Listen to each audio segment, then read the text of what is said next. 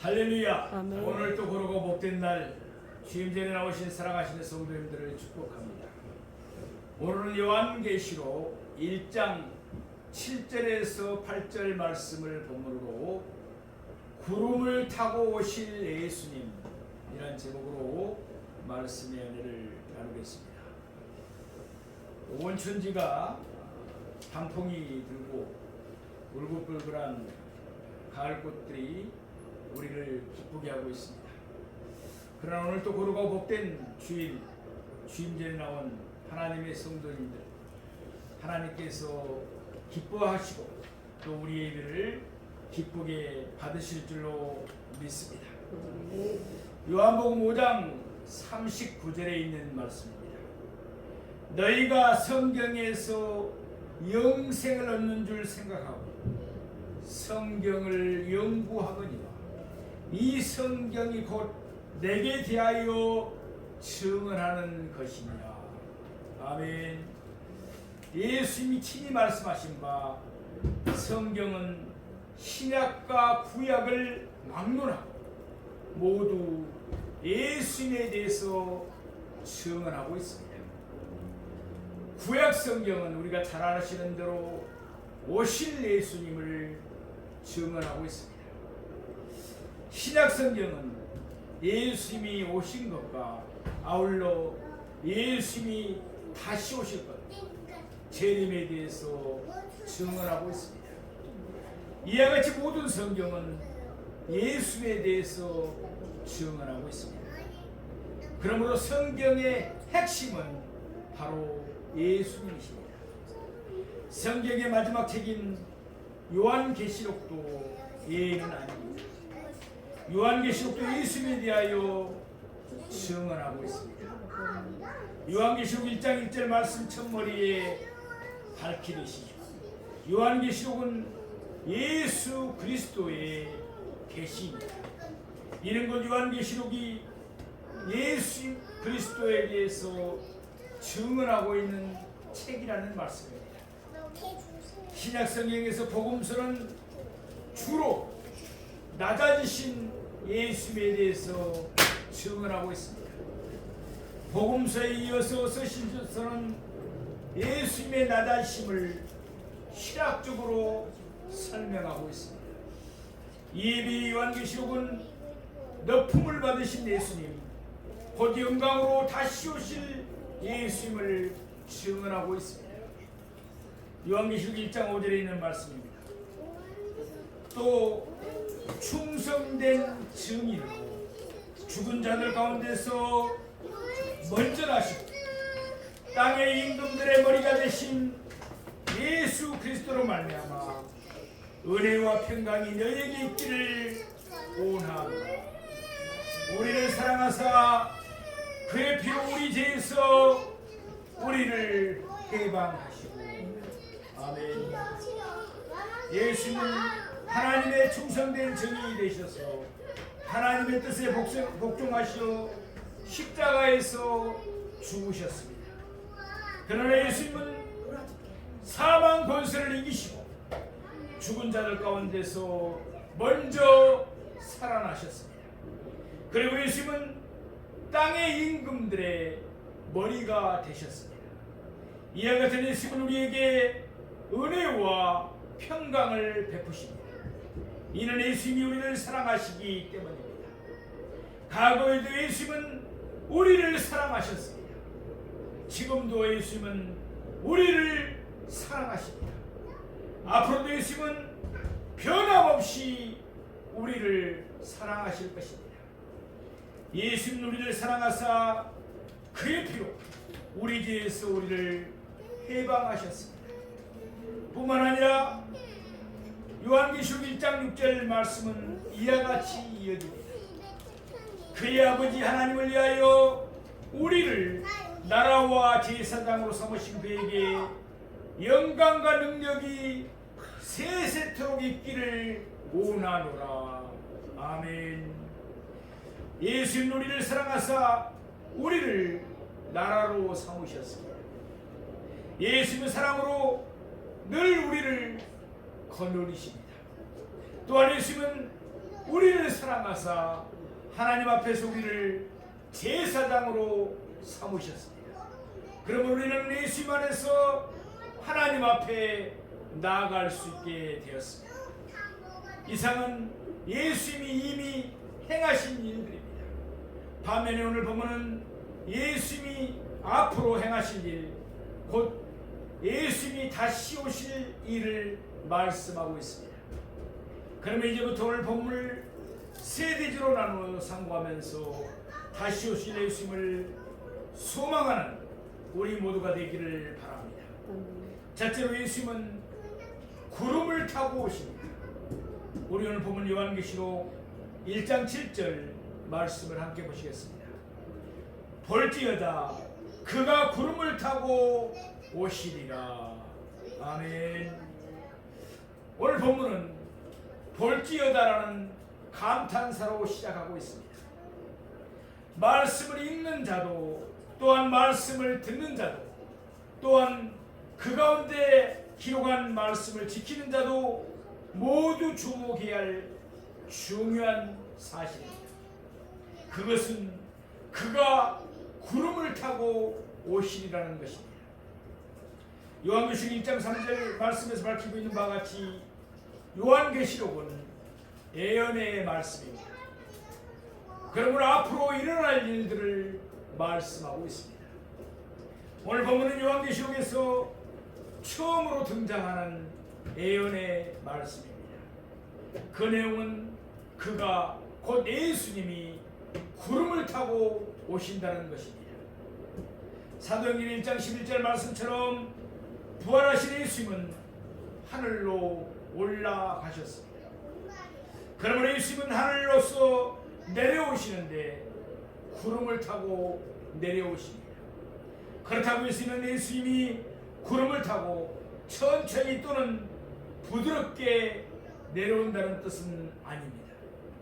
우선 성경에서 구름은 종종 하나님의 임재를 상징하고 있습니다. 예컨대 이스라엘 자손이 광야를 지날 때였습니다. 출애굽기 13장 21절 말씀처럼 하나님은 그들 앞에 가시며 낮에는 구름 기둥으로 밤에는 불 기둥으로 그들의 길을 인도해 주셨습니다.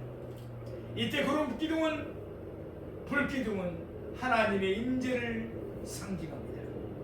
또한 출애굽기 4장 34절 말씀처럼 구름이 해막에 덮었습니다.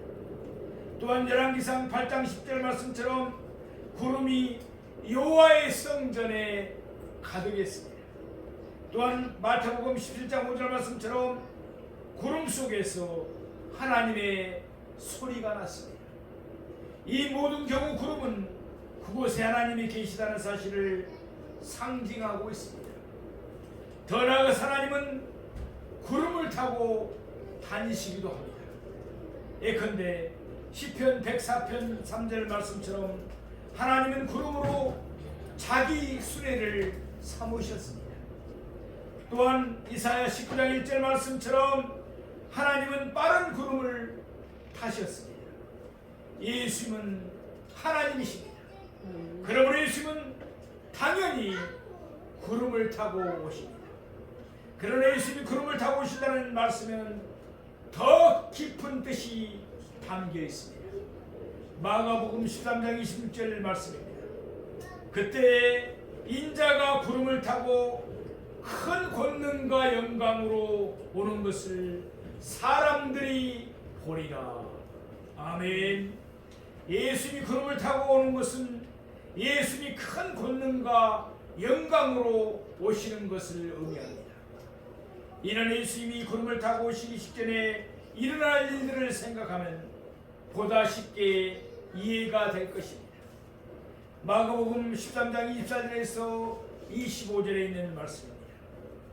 그때 그 한라는 해가 어두워지며 달이 빛을 내지 아니하며 별들이 하늘에서 떨어지며 하늘에 있는 권능들이 흔들리리라. 예수님이 구름을 타고 오시기 직전, 재림하시기 직전에 해가 어두워집니다. 달이 빛을 내지 아니합니다. 별들이 하늘에서 떨어집니다. 자연이 온 세상은 빛을 잃어버리고 캄캄하게 됩니다. 또한 하늘에 있는 권능들이 흔들립니다. 중력과 같은 자연 법칙이 더 이상 우주를 지탱하지 못합니다. 그때 예수님은 큰 권능으로 오십니다. 예수님은 하늘과 땅의 모든 권세를 가지셨습니다. 그러므로 예수님은 그의 큰 권능으로 처음 하늘과 처음 땅을 사라지게 하실 것입니다.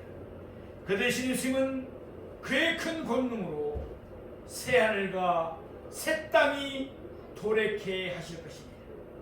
또한 예수님은 그때 큰 영광으로 오십니다. 같은 예언을 담고 있는 스가랴 14장 6절에서 7절 말씀입니다. 그날에는 빛이 없겠고 광명한 것들이 떠날 것이다. 여호와께서 하시는 한 날이 있으리니 낮도 아니요 밤도 아니라 어두워갈 때에 빛이 있으리로다. 아멘. 스가랴 선지자의 예언처럼 그날에는 빛도 없겠고 광명한 것들이 떠날 것입니다. 이는 마가복음에 기록된 예수님의 말씀, 곧 그날에는 해가 어두워지며 달이 빛을 내지 아니하며 별들이 하늘에서 떨어지고 하늘에 있는 권능들이 흔들리는 것과 같다는 그런 의미입니다. 이어서 스가랴 선지자는 여호와께서 아시는 한 날이 있으리라고 말씀하십니다. 이는 예수님이 구름을 타고 오실 재림하실 날을 말합니다. 예수님이 말씀하신 대로 그날은 하늘에 있는 천사들도 모르고 예수님도 모르시고 오직 하나님만이 아시는 날입니다. 스가랴 선지자는 그날이 낮도 아니요 밤도 아니라고 말씀하고 있습니다. 빛이 없어지고 하늘에 강명한 것들이 떠나면 낮과 밤의 구별은 당연히 없어집니다. 그런데 스가랴 선지자는 빛이 없어지고 강명한 것들이 떠나서 어두워갈 때 또 다른 빛이 있으리라고 말씀하고 있습니다. 그러면 과연 또 다른 빛, 그 빛의 정체는 무엇입니까? 예수님의 영광에서 나오는 찬란한 빛입니다. 그 빛은 온 우주에 두루 비칠 것입니다. 이와 같이 예수님이 구름을 타고 오신다는 말씀은 예수님이 큰 권능과 큰 영광으로 오신다는 사실을 뜻합니다.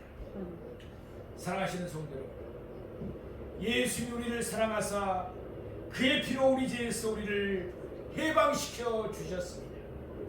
또한 예수님은 우리를 사랑하사 우리를 나라와 그의 아버지 앞에서 제사장으로 삼아 주셨습니다. 그러나 예수님의 사랑은 이것으로 끝나지 않았습니다. 요한복음 14장 2절에서 3절에 있는 말씀입니다. 내 아버지 집에 거할 곳이 많도다. 그렇지 않으면 너희에게 일렀으리라. 내가 너희를 위하여 거처를 예비하러 가노라. 가서 너희를 위하여 거처를 예비하면 내가 다시 와서 너희를 내게 영접하여 나 있는 곳에 너희도 있게 하리라. 아멘. 예수는 분명히 다시 오십니다. 구름을 타고 오십니다. 큰 권능과 큰 영광 가운데 오십니다. 우리를 영접하여 예수님이 계신 곳에 우리도 있게 하려고 오십니다. 그러므로 구름을 타고 큰 권능과 큰 영광으로 오시는 예수님을 늘 소망하며 살아가는 우리가 되기를 원합니다. 둘째로 각 사람의 눈이 예수님을 볼 것입니다. 우리 요한계시록 1장 7절 후반부 말씀을 보시겠습니다. 각 사람의 눈이 그를 보겠고 그를 찌른 자들도 볼 것이요 땅에 있는 모든 족속이 그로 말미암아 애곡하리니 그러하리라. 아멘. 예수님이 구름을 타고 오십니다. 그때 각 사람의 눈이 예수님을 볼 것입니다. 아무도 예 없이 모든 사람이 예수님을 볼 것입니다. 아니, 온 세상이 캄캄한데 어떻게 각 사람의 눈이 구름을 타고 오신 예수님을 볼 수 있다는 말씀입니다. 아닙니다.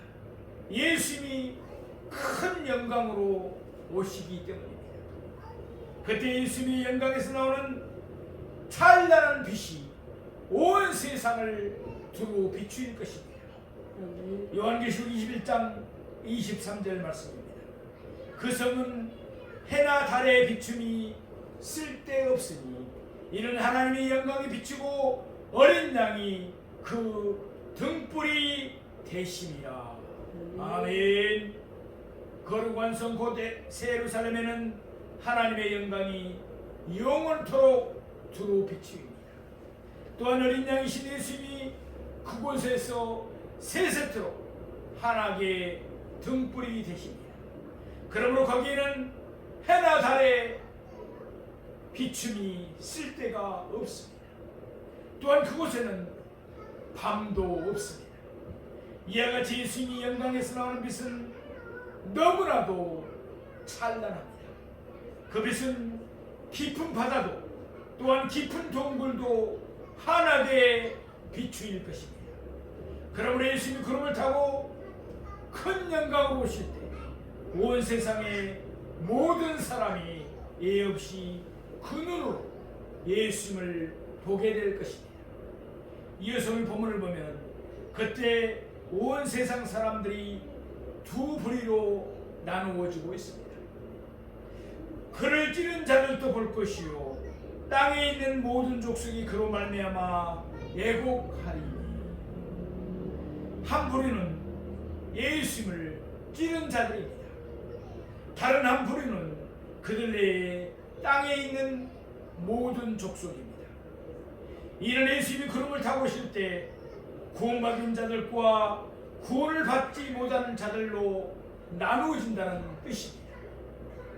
결론을 말씀드리면 예수님을 찌른 자들은 구원을 받는 자들을 가리킵니다. 그들을 위해 땅에 있는 모든 족속은 구원을 받지 못하는 사람들을 가리킵니다. 아마도 많은 분들이 정반대로 생각할 수도 있을 것입니다. 다시 말해서 그를 찌른 자들, 그들은 구원을 받지 못한 자들이고 땅에 있는 모든 족속이 그로 말미암아 애곡하느니 하는 자들은 구원을 받는 자가 아닐까 그렇게 여겼을 것입니다. 그러기에 성경의 해석이 필요하고 설명이 필요한 것입니다. 먼저 그를 찌른 자들도 볼 것이요 라는 말씀을 살펴보겠습니다. 그들이 빌라도의 군인들을 가리킬 수는 없습니다. 빌라도의 군인들은 이미 오래전에 죽었기 때문입니다. 그러므로 빌라도의 군인들이 구름을 타고 오시는 예수님을 볼 수는 없습니다. 한마디로 그를 찌른 자들은 유대인들을 가리킵니다. 사도행전 2장 22절 말씀입니다. 이스라엘 사람들아 이 말을 들으라. 너희도 아는 바와 같이 하나님께서 나사렛 예수로 큰 권능과 기사와 표적을 너희 가운데서 베푸사 너희 앞에서 그를 증언하였느니라. 아멘.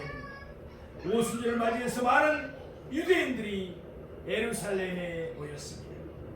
베드로가 그들 앞에서 예치고 있습니다. 이어서 사도행전 2장 23절 말씀입니다. 그가 하나님께서 정하신 뜻과 미리 아신 대로 내준 바 되었거늘 너희가 법 없는 자들의 손을 빌려 못 박아 죽였으나.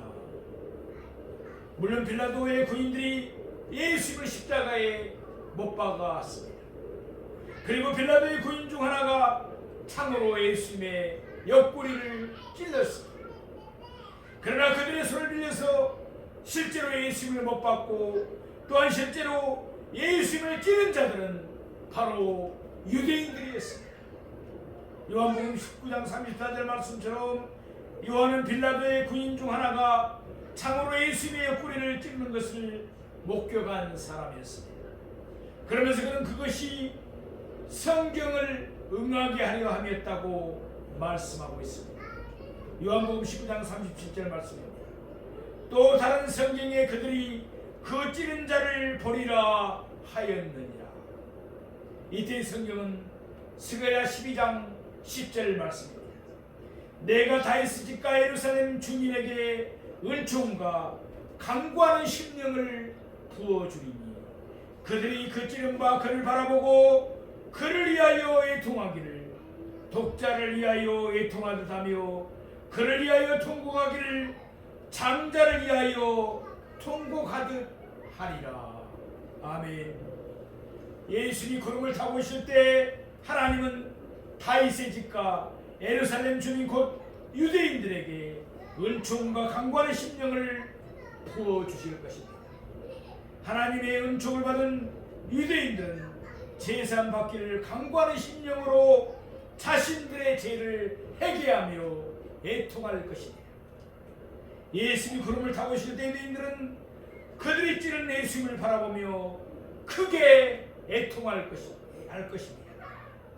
이는 자신들의 죄를 회개하기 위한 애통입니다. 그 결과 스가랴 13장 1절에 나오는 말씀입니다. 그날의 죄와 더러움을 씻는 셈이 다윗의 족속과 예루살렘 주민을 위하여 열리리라. 아멘. 유대인들의 죄는 사함을 받고 이에 따라 그들은 구원을 받습니다. 그리하여 로마서 11장 말씀처럼 온 이스라엘이 구원을 받습니다. 이와 같이 오늘 본문에서 그를 찌른 자들도 볼 것이요 하는 말씀은 예수님이 구름을 타고 오실 때 구원받은 자들을 가리킵니다. 반면에 예수님이 구름을 타고 오실 때 구원을 받지 못한 자들도 있습니다. 오늘 본문은 이와 같이 말씀하고 있습니다. 땅에 있는 모든 족속이 그로 말미암아 애곡하리니. 여기에 나온 자들은 예수를 믿지 않은 이방 족속들입니다. 구원을 받지 못한 자들입니다. 예수님이 구름을 타고 오실 때 그들 역시 애곡할 것입니다. 그러나 그들의 애곡은 그들의 죄에 대한 회개를 뜻하지 않습니다. 여기서 사용된 동사 애곡하다의 원어의 원래 뜻은 칼로 몸을 베는 것입니다. 너무 낙심한 나머지 칼로 자신의 몸을 베는 것을 뜻합니다. 우리가 잘 아는 열왕기상 18장에 나오는 말씀입니다. 갈멜산에서 엘리야와 바알 선지자들이 능력의 대결을 펼칩니다. 바알 선지자들이 계속해서 소리를 질렀습니다. 그러나 하늘에서 불은 내려오지 않았습니다. 아무 응답이 없었습니다. 그러자 그들은 자신들의 규례를 따라 피가 흐르기까지 칼과 창으로 그들의 몸을 상하게 했습니다. 너무 낙심이 되었던 것입니다.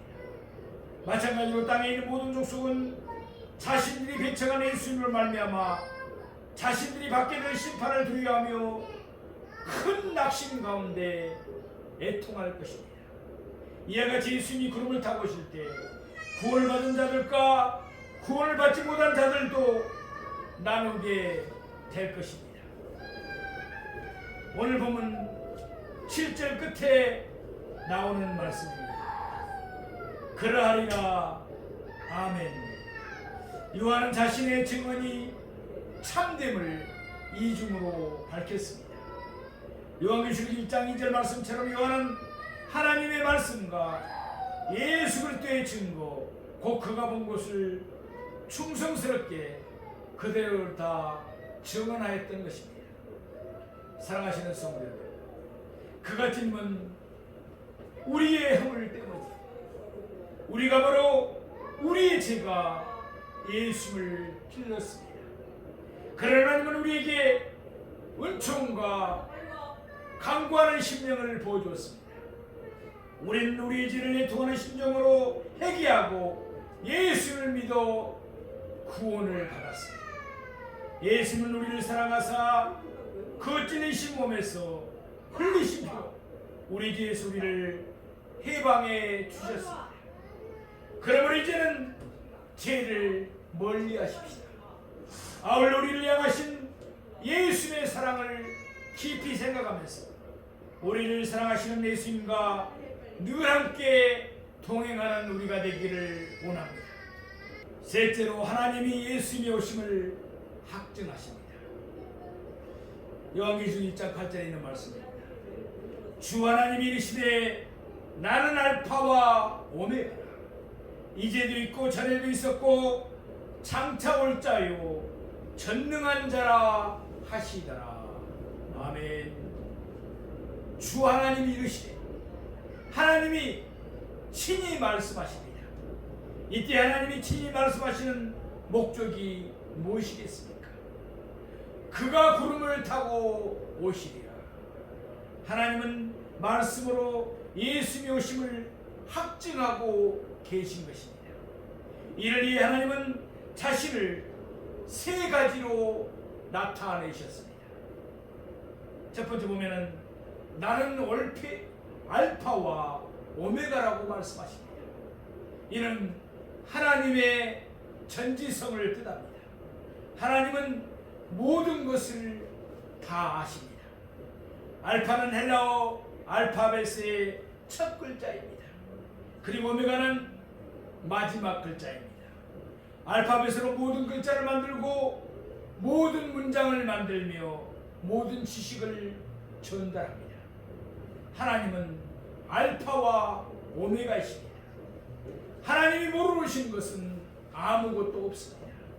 그러므로 그가 구름을 타고 오시리라 하는 이 놀라운 사실도 하나님은 다 아십니다. 말하자면 모든 것을 다 아시는 하나님이 말씀으로 예수님의 오심을 확증하고 있는 것입니다. 두 번째 보면은 이제도 있고 전에도 있었고 장차 올 자요입니다. 이는 하나님의 영원성을 뜻합니다. 하나님은 이제도 계십니다. 하나님은 전에도 계셨습니다. 하나님은 장차도 계십니다. 하나님은 영원토록 스스로 계십니다. 하나님이 계시지 않는 때나 장소는 전혀 없었습니다. 그가 구름을 타고 오시다. 이 놀라운 사실 일도 하나님이 계실 때 개혁되었습니다. 또한 장차 하나님이 계신 자리에서 그대로 응하여 줄 것입니다. 말하자면 이번에는 영원하신 하나님이 또다시 그의 말씀으로 예수님이 오실 것을 확증하고 계신 것입니다. 세 번째, 전능한 자라입니다. 이는 하나님의 전능성을 뜻합니다. 하나님은 전능하십니다. 하나님은 모든 것을 능히 다 할 수 있습니다. 하나님이 하시지 못할 일은 아무것도 없습니다. 또한 하나님이 하시는 일을 막거나 방해할 자도 아무도 없습니다. 사랑하시는 성도 여러분, 나는 알파와 오메가, 이제도 있고 전에도 있었고 장차 올 자요 전능한 자. 이와 같이 하나님이 친히 말씀으로 예수님의 오심을 확증하셨습니다. 그러므로 예수님은 반드시 속히 오실 것입니다. 오늘 본문을 우리는 세 대지로 나누어 상고해 보았습니다. 첫째로 예수님은 구름을 타고 오실 것입니다. 영광으로 오십니다. 둘째로 각 사람의 눈이 예수님을 볼 것입니다. 심판의 때입니다. 셋째로 하나님이 예수님의 오심을 확정하셨습니다. 예수님은 속히 오실 것입니다. 요한계시록은 계속해서 우리에게 말씀합니다. 예수님은 속히 오십니다. 그러면서 요한계시록은 계속해서 우리에게 질문을 던집니다. 예수님을 맞이할 준비가 되었느냐? 신부단장을 잘하고 있느냐? 오늘도 우리 모두에게 하나님의 은총과 강구하는 심령을 부어주셔서 날마다 신부단장을 잘하고 예수님의 재림을 맞이하는 우리 모두가 되기를 주님의 이름으로 축원합니다.